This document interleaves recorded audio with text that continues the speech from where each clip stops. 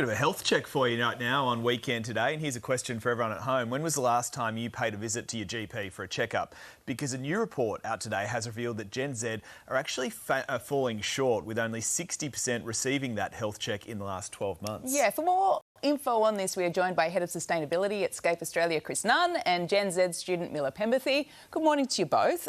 Chris, this is really concerning. What exactly are the figures showing us?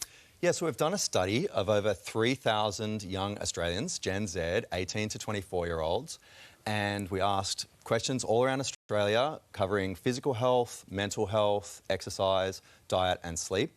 And the primary findings were, in terms of physical health, about 2/3 of people saying they're in good physical health, 75% exercising regularly, 80% rarely smoking, if not smoking, not vaping, 50% saying, I don't drink alcohol either never or rarely, so some really positive physical health habits.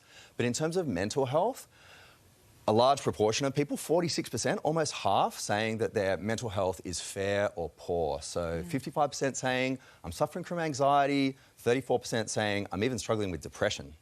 OK, that's alarming. Miller, are these numbers surprising to you?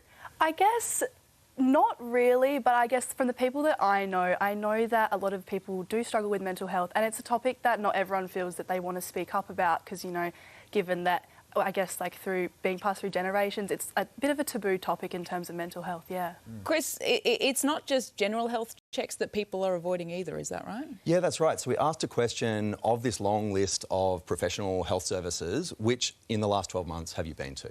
So 30% saying, yep, I had a mental health check, so that was number one, which is pretty good. Flu vaccination, sexual health, but then 40% saying none. I haven't had any of these health checks in the last 12 months. So that was the concerning stat, at all. Yeah. OK, so Miller, talking to your age group now, why do you think health checks are so, not so much rare, don't happen as often as they should? I think that even though our generation knows the risks that are there, I think that with things like everyday life, like work, uni, all these other stresses, we aren't finding the urgency to get these tests, and we might not even know the process on how to go about that sort of thing. The urgency all the time in many cases as well. People are distracted. And that's reinforced by the stats in the survey, with a lot of people saying, what's the number one thing affecting your well-being? Saying, I'm concerned about my future. You know, you're 18 to 24, you're planning the next steps. I'm worried about cost of living. You know, I've got a lot of pressure in terms of burnout and fatigue, juggling work, society, etc. Broader social problems, they're thinking about that too. So housing affordability is number one in the survey, and then gender-based violence and climate change. So they've got a lot on their plate, and so maybe they're not having the self-awareness to recognise the need for support, or maybe there's financial constraints as well. Okay. Well, Chris and Miller, thank you for drawing our attention to this morning. Thanks for joining us. Very important, thank you. I believe we are going to go to a break now. We'll be right back.